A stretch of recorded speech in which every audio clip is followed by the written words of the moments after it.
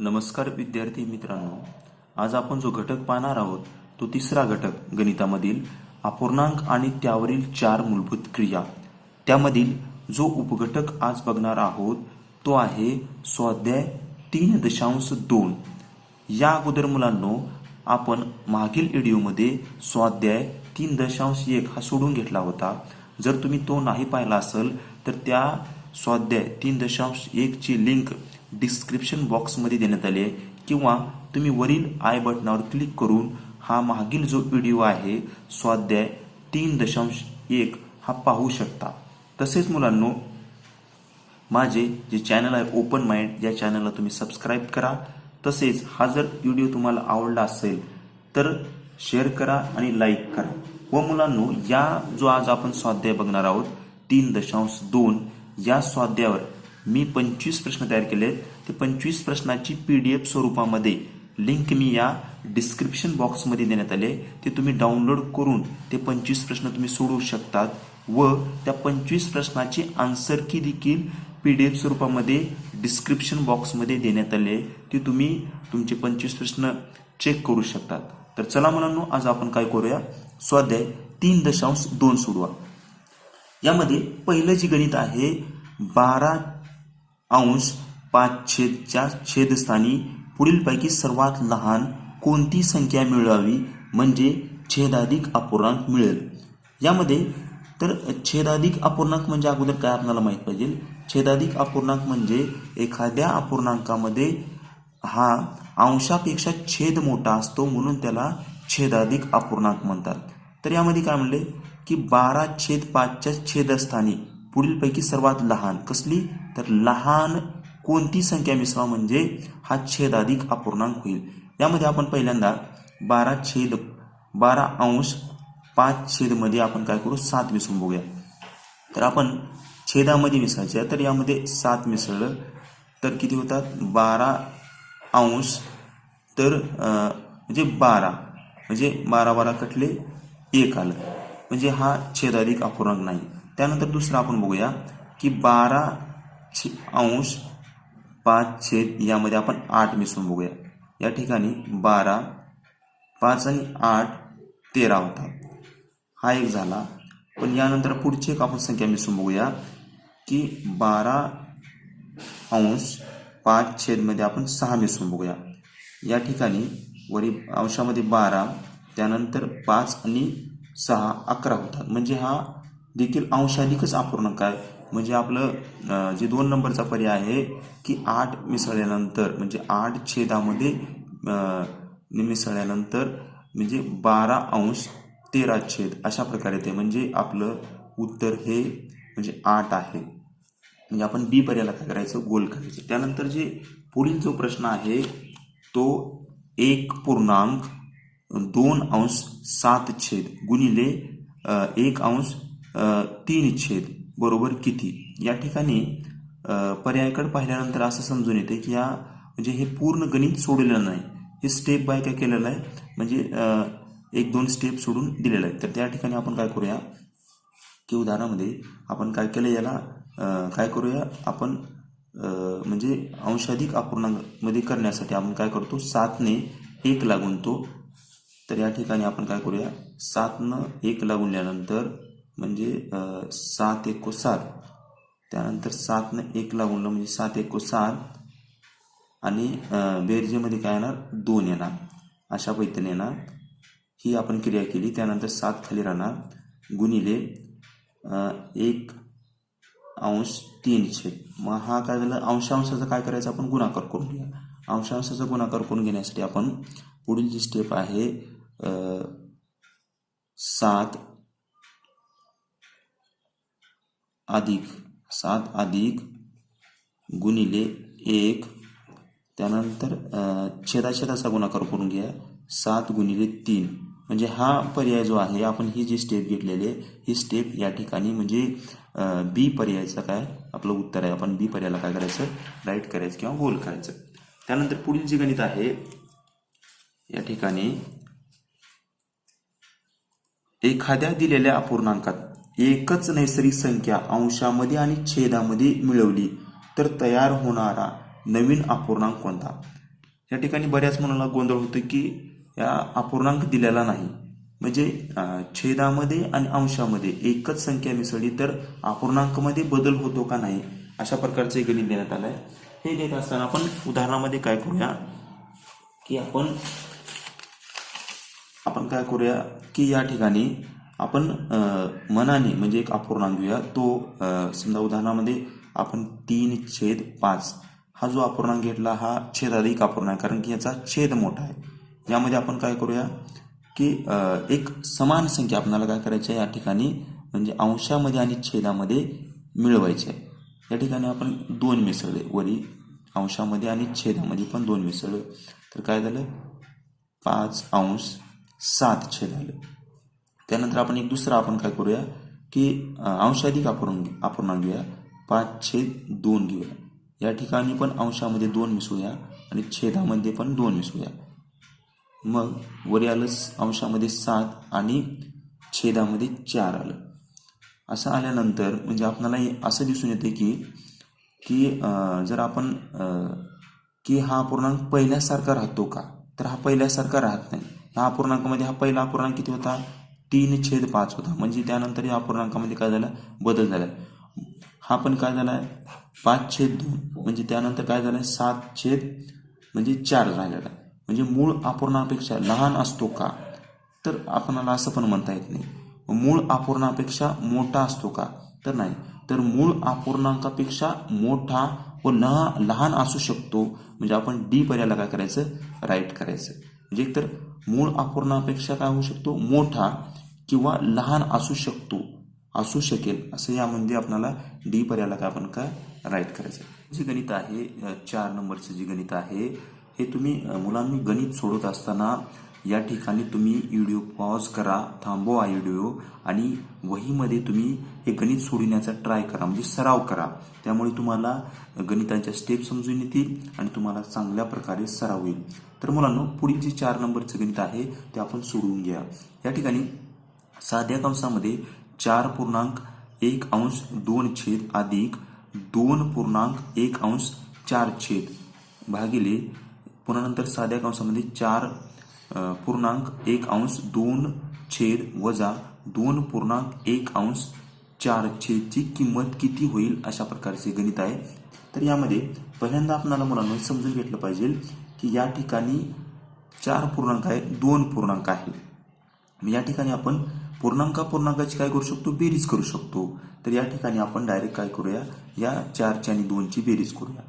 4ची आणि 2ची बेरीज केल्यानंतर आपणाला म्हणजे इथं काय 1/2 अधिक 1/4 अशा प्रकारे या साध्या कंसामध्ये आपल्याला मिळून जाईल. पुन्हा नंतर भागिले चिन्ह, त्यानंतर या म्हणजे 4 पूर्णांक आणि 2 पूर्णांक याची काय करायचं, आपण वजाबाकी करायचं. म्हणजे 4 मधून 2 गेले, उरले किती, 2 अशा प्रकारे मुलांनो. त्यानंतर साधा कंस 1/2 वजा 1/4 अशा प्रकारे आपल्याला येऊन जाईल.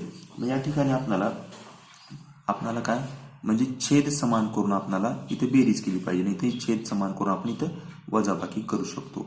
या ठिकाणी छेद समान करण्यासाठी आपल्याला इकडं म्हणजे या ठिकाणी 2ने गुणलं पाहिजे, आणि इथं पण छेद समान करण्यासाठी इथं पण 2 आणि अंशामध्ये देखील 2ने. त्यानंतर 6 म्हणजे 2 आणि बे कुबे इथं 2 आले आणि 1 म्हणजे 3/4 अशा प्रकारे येऊन जाईल. त्यानंतर भागिले 2, या ठिकाणी 2 म्हणजे 2ने 1 लागून 2 आले, या 2 मधून 1 गेले म्हणजे किती उरले, 1 उरले, म्हणजे 1/4 आला, अशा प्रकारे येईल.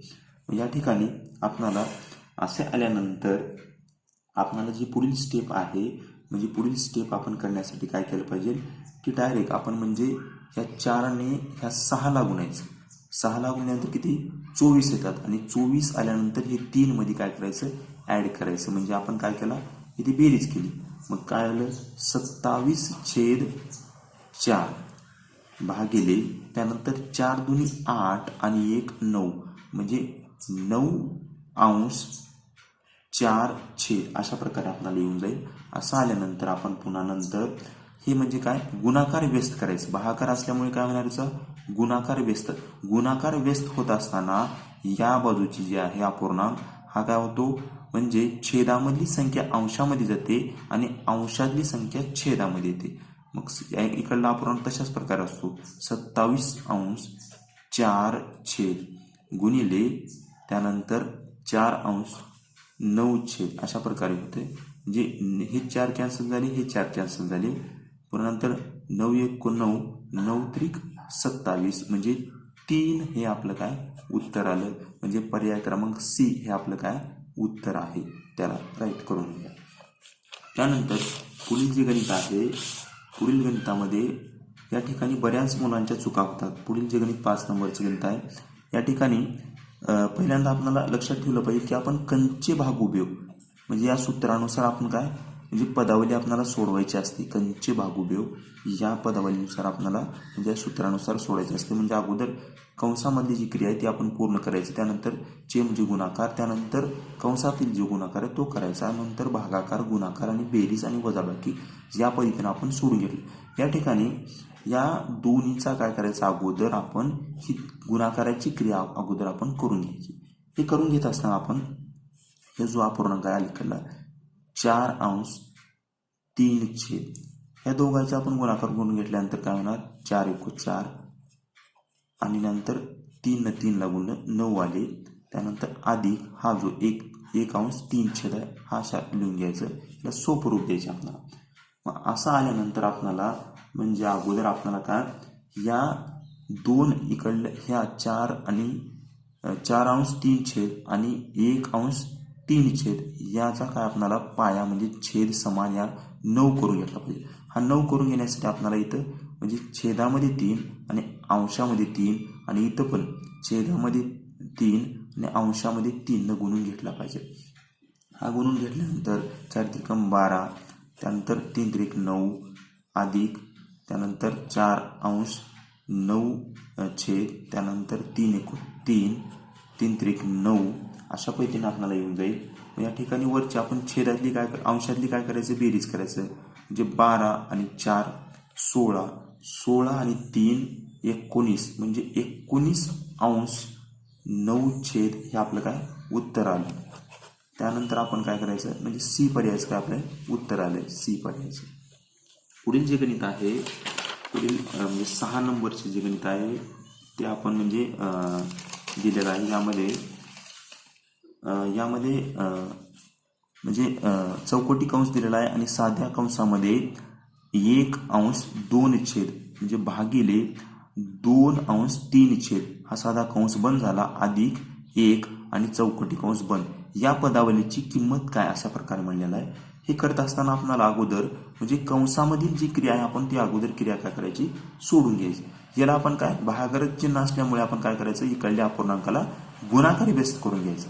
हे करून घेत असताना आपण काय करू अगोदर ह्या चौकटी कंस साध्या कंसामध्ये 1/2 त्यानंतर गुणाकारात चिन्ह येणार म्हणजे ही छेदामधली संख्या काय होणार अंशामध्ये जाणार आणि अंशातली संख्या छेदामध्ये येणार म्हणजे 3 काय होणार अंशामध्ये जाणार आणि 2 हे छेदामध्ये येणार. साधा कंस बंद त्यानंतर अधिक 1 अशा प्रकारे आल्यानंतर म्हणजे इथं काय झालं इथं अशा प्रकारे झालं म्हणजे 3 × 3 म्हणजे ह्या 3 ह्या 1 ला गुणलं आणि ह्या 2 ह्या 2 ला गुणलं म्हणजे 4 आले अधिक 1 अशा प्रकारे आल्यानंतर आपण जे पुढील जे आहे की आता आपल्याला म्हणजे आपण अशा प्रकारे म्हणजे हा काय 1 म्हणजे हा पूर्णांक आहे म्हणजे आपण याला असं लिहू शकतो 1.3/4 अशा प्रकारे आपण लिहू शकतो. म्हणजे सी नंबरचं काय उत्तर आहे 1.1/3. पुढील जे गणित आहे म्हणजे 7 नंबरचं शेवटचं जे गणित आहे या गणितामध्ये थोडंसं म्हणजे आपल्याला थोडंसं लक्ष द्यायला पाहिजे. फार महत्त्वाचं गणित आहे हे गणित. म्हणजे दोन संख्यांचा गुणाकार 5/6 आहे. जर एक संख्या 2/3 असेल तर दुसरी संख्या कोणती हे असणार आपल्याला म्हणलेलं आहे. म्हणजे 2 संख्या दिलेल्या आहेत आणि तिसरी संख्या आपल्याला कोणती म्हणलेली आहे. या ठिकाणी आपल्याला हे समजून घेण्यासाठी आपण एक उदाहरणामध्ये आपण समजून घेऊ की आपल्याला जर असं म्हणलेलं असेल की समजा एखादी संख्या दिली आपल्याला की 3 दिलेला आहे गुणाकार आणि असं या ठिकाणी आपल्याला या कंस म्हणजे आपल्याला इथली संख्या काढायची आहे. बरोबर किती 12. म्हणजे आपण ही संख्या म्हणजे 3ला कोणत्या संख्येने गुणल्यानंतर 12 येते. तर हे काढण्यासाठी आपण काय करतो, तर आपण काय करतो 3ने या 12ला काय करतो भागतो, म्हणजे भागाकार घालतो. 3ने जर आपण 12ला भागलं 3 चोक 12 म्हणजे किती 4 आलं, म्हणजे आपले कोणते 4. या ठिकाणी देखील आपण अशाच पद्धतीने करायचे आपल्याला. म्हणजे 5/6 याला आपण काय करायचं 2/3 छेदानं काय करायचं आपण भाग घालायचा. म्हणजे आपण असं करू शकतो 5/6 भागिले 2/3. हे असं असल्यानंतर आपण काय करायचं याला गुणाकार व्यस्त करून घ्यायचा आणि याला सोडून घ्यायचं. म्हणजे 5/6 म्हणजे अशा प्रकारे हे काय राहणार, इकडला जो अपूर्णांक आहे तो तशाला तसा राहणार. इकडला अपूर्णांक काय होणार, हे म्हणजे छेदामध्ये अंशामध्ये जाणार आणि अंशातली छेदामध्ये येणार आणि तो गुणाकारात चिन्ह येणार. म्हणजे 3/2 अशा प्रकारे आलं. मग यानंतर काय आपण 3 काय करूया 3 × 3 3 × 2 6. त्यानंतर पुढील जे आहे 5 × 5 आणि 2 × 4 म्हणजे 5/4 अशा प्रकारे उत्तर आपल्याला येऊन जाईल. म्हणजे ये नंबरचं काय म्हणजे 5/4 हे काय उत्तर आपलं आलेलं आहे. अशा पद्धतीनं मुलांनो आपण म्हणजे स्वाध्याय 3.2 आपण सोडून घेतलेला आहे. जे आता पुढील व्हिडिओमध्ये आपण स्वाध्याय 3.3 हा सोडून घेणार आहोत. यामध्ये तुम्हाला 25 प्रश्नांची म्हणजे PDF स्वरूपामध्ये देण्याची लिंक आहे, ती तुम्ही चांगल्या पद्धतीने सोडून घ्या. ती डिस्क्रिप्शन बॉक्समध्ये लिंक देण्यात आली आहे, ती डाउनलोड करा आणि ती 25 प्रश्न तुम्ही सोडून घ्या. कारण की हा घटक म्हणजे अपूर्णांकाची जी पदावली आहे हा घटक फार महत्त्वाचा आहे कारण नवोदयच्या दृष्टीने. तर चला मुलांनो, तुम्हाला या घटकासाठी हार्दिक शुभेच्छा.